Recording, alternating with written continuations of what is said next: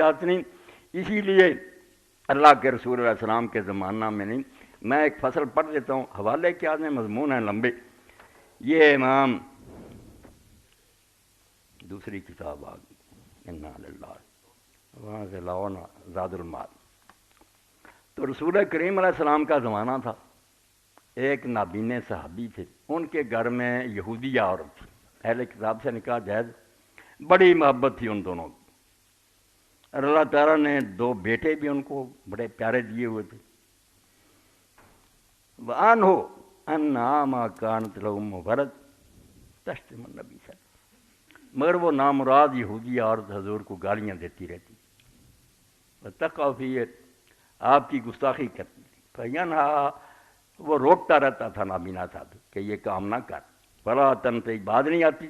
فَلَمَّا كَانَ ذَاتَ لَيْلَةٍ, ایک دن پھر رات کو یہ ہوا, اخذ المیولا, اس نے ہتھیار لیا, فجعلہ فی بطنہا, اس کے پیٹ میں اس کو گھسیڑا, واتکالا, اور اس پر بیٹھ گیا, خوب اچھی طرح دبا دیا, قتل کر دیا اس کو. فبلغ ذلک النبی صلی اللہ علیہ وسلم, تو رسول کریم علیہ الصلوۃ والسلام کو بھی صبح خبر ہوئی کہ وہ ایک عورت مدینہ میں قتل ہو گئی.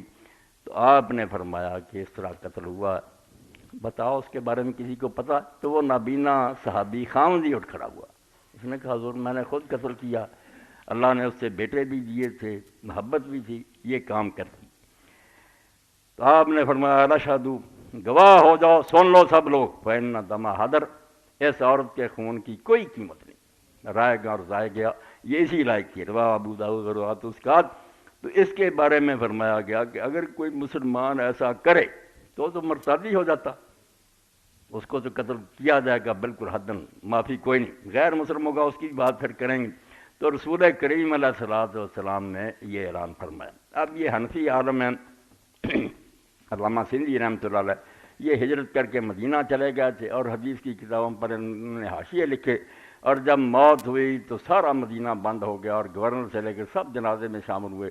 آج تک پورا عرب مانتا کہ علامہ سندھی نے جیسا دین سمجھایا نا کوئی نہیں سمجھا. بہت بڑے عالم. یہ نسائی کا حاشیہ, تو اس میں اسی حدیث پر لکھتے ہیں وفیہ دلیل علی ان الذمیہ اذا لم یکف لسانہ عن اللہ ورسولہ فلا ذمۃ لہ فیحل قتلہ واللہ عالم.